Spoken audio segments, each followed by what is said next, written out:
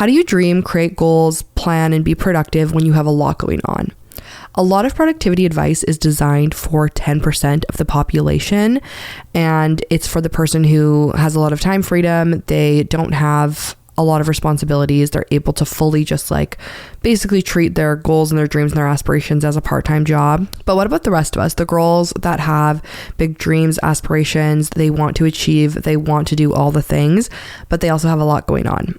The reason that I created this space in this channel, and I use words like realistic goal setting or how you can actually be productive, is because I believe that there's a gap in the productivity world for people that have real life responsibilities, jobs, school, kids. They have things going on, but yet they still are driven and they want to be productive. I believe that there is this middle ground, and today we're going to chat about how to set realistic goals for 2025. How do we go into 2025 setting vision, setting goals, but also being realistic about it? Because what can happen is we can look to the internet, look to see what other people are doing, and then we set these big dreams, goals, and aspirations, but we don't have any reason for doing them. And then what will end up happening is we end up, by January 3rd or January, the third week of January, we have already given up on them. So we're going to chat about all the things today. Hello, my name is Victoria. Welcome back to another episode of Hot Mess Habits. I'm a girl who got burnt out of hustle culture and has finally found a way to be productive that fits into my everyday life. I am a wife, a mom, a friend, a business owner, and a content creator here on the internet. And I have a lot of real life responsibilities. I'm also someone who has ADHD. I would consider myself type B. And so a lot of the content that I'm putting out, I aim to be very realistic and approachable and not feel overwhelming. And so today we're going to chat about how to actually set goals for 2025. Last week I did a video on 18 ways to reset for the new year. And today we're taking a couple of those concepts and we're going to go a little bit deeper and we're going to explain things a little bit more, not just give you some brainstorm, but actually figure out, okay, how are we going to take these ideas and how are we going to implement them into our life? When it comes to goal setting, we're going to talk about the reflection phase, the dreaming phase, and then the reality. The first section is called reflection, and I don't want you to skip over this. I know that it can feel like one of those things where you kind of roll your eyes and like, oh yeah, whatever. Like, I don't really need to reflect. Like, I know how my year was. Like, it's fine. But I really want you to take an intentional amount of time, sit down and figure out where you are at. If we are not able to sit down and be honest with ourselves about how the last year was or what we are currently doing in our life, it's really hard to be able to set goals and dream and to look ahead because we don't really have a good gauge of where we're at. I feel like sometimes you can either romanticize where you are at and be like, oh yeah, I'm fine. Or you can think that you're worse off. And so making sure that you actually take the time to assess, see how things are going. If you set goals last year, so at the beginning of this year, I want you to go through them and just be like, okay, what things did I accomplish? What things did I not? Go through that. I want you to ask yourself like, okay, how are my habits doing right now? How is my stress level? How am I feeling overall? Like, I want you to take a good, honest look at where you're at currently and how this last year was. I really strongly encourage you to write down a reflection, whether this is like just a bullet point on your phone of like, okay, these are some things that happened this year. This is how I'm feeling, or whether this is more of like a journal entry or something that is physically written down. But I just want you to do something so that you have this somewhere. I think reflection is also a powerful tool because it allows us to give a clear picture of where we are currently at, and being able to look at that in 6 months or a year from now and be like, oh wow, like I really actually have grown from where I was, or oh, that's what I was thinking about back then. Like, it's just a very cool way to be able to assess where we're at and also give ourselves kind of like a benchmark to look back on. The next stage is the dreaming phase. For me, this is the easiest stage, and this is the stage that I can kind of get like stuck in sometimes. And so I want you to spend time dreaming of like, what do you want your future to look like? What do you want this next year to look like? When you look back at the end of 2025, what things do you want to have accomplished? How do you want your day-to-day to be? How do you want your stress levels to be? How do you want your sleep to be? Like, all the different areas of your life, I want you to spend time thinking about what this could be. Some ways that you can do this is just like genuinely sitting down, journaling this out, writing down bullet points. Pinterest is an amazing tool for this. I personally always use Pinterest I love doing lots of different things on Pinterest like this, but I'll do for sure at the beginning of the year, kind of divide a vision board into different sections and pin things from different sections. So use Pinterest. I feel like looking at other people's like New Year's resolution or goals or anything like that can be a little bit tricky, because we want to make sure that we're choosing things that are actually meaningful to us and not just because someone else is doing them and it like sounds like a good idea. But spend some time dreaming, spend some time thinking of the things that you want to accomplish this year. And my one thing with this phase is that I want you to be very careful not to get stuck here. What can happen for us ADHD girlies is we get hyperfixated on this stage because this stage feels very comfortable. This is the best feeling stage where we're thinking of our ideal version of ourselves. We are spending time looking on Pinterest. We're writing down our goals. We're like, oh, this feels so good. I'm going to do all these things. It's going to be amazing. And what we can kind of forget about is the next stage, which is like the actual reality and implementation. So I just want you to be mindful of how much time you are spending on this phase, because I think for most of us, this is the stage that comes like very easily. So we want to just be careful, be mindful, and just be like, okay, we're going to spend some time dreaming, spend some time thinking ahead, but we also want to make sure we save time to do the next step, which I'm going to talk about now. So our last phase is the reality check-in. How are we actually going to take these dreams and aspirations and move forward with them? What I want you to do is I want you to write down a list of every single goal, dream, aspiration that came to mind when we were in the dreaming phase. So for me, this can sometimes be a list of like 50 different things. I personally will divide my different goals into categories. So I'll have like a personal one, a mom one, a business one, content creation one. Like I have all these different categories, and then I set goals in each of the categories. So do whatever feels easiest for you, but write down everything, because I know that this is kind of against some of the productivity advice that other people say. But I think that having everything written down that you could ever want to do in this next year is helpful, because it allows you to just have some choice and have some opportunity to change your mind. If say in February, you're like, you know what, I actually don't really care about this goal. We're going to throw it out and we're going to work on a different one. Now that you have this big list of all of these goals, all of these things, I need you to sit down and be so honest with yourself and look at the goals and be like, okay, out of these things, what are genuinely the most important things? When I get to the end, when I get to December 2025, what do I for sure want to have accomplished? And this is obviously a very personal decision.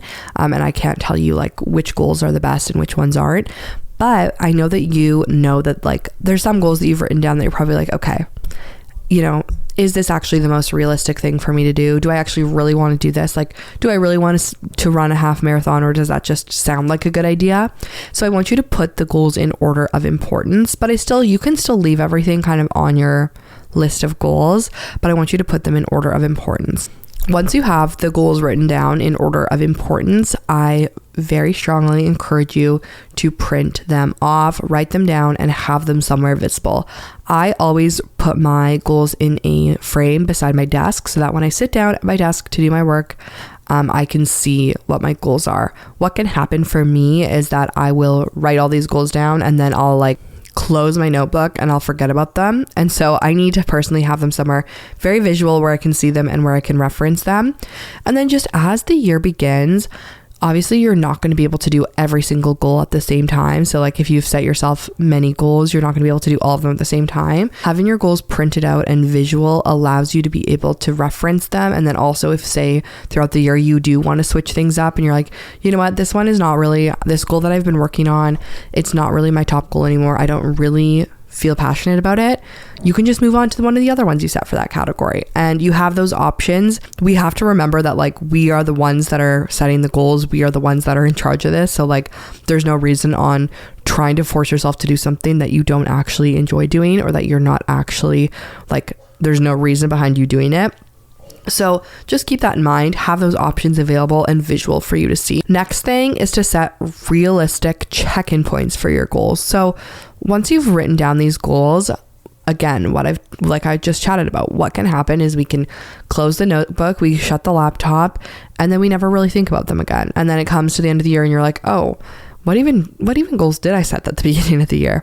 And so I want you to set realistic check-in points. For example, I would love to check in monthly with myself, but I just know with the stage of like mom life that I'm at, being able to like sit down for like an hour and a half and like really think about my goals and journal about them, all that stuff, is just not going to happen. It's just not realistic for me. But for me, every kind of like change of the season is when I do feel like the most like drawn to be able to do that. It feels the most natural, and I can make time like once every 3 months. So for me, I will do a little goal check-in every 3 months and kind of refresh what I'm doing, look at if I'm making progress, look if I want to take any goals out.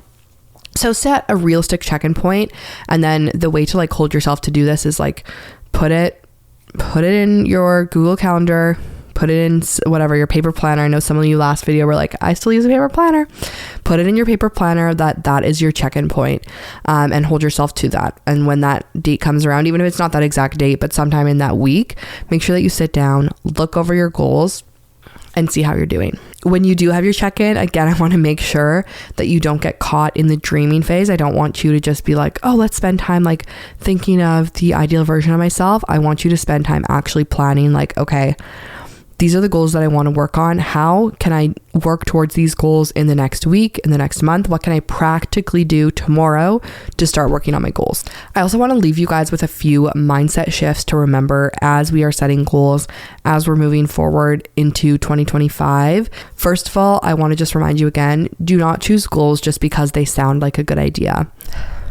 It's great to be able to use other people as inspiration or to look online for inspiration for creating goals or resolutions, but just make sure when you're doing this, like, don't just choose and copy people's goals for the sake of it. I'm a photographer, and so in the photography community, I feel like people always talk about having like a 10K month. Like that's like a very popular phrase. It's like, oh, is it a 10K month? Is it a 10K month? Like a big buzzword. And so I feel like for so long that was like my goal, as I was writing down like I want to have like every month be a 10K month. And then I was like sitting down and thinking about it. I'm like, this is not even like, why am I setting this goal? I'm just setting this goal because other people are talking about it and it like sounds good. But is that really my goal? No, that's not my main focus.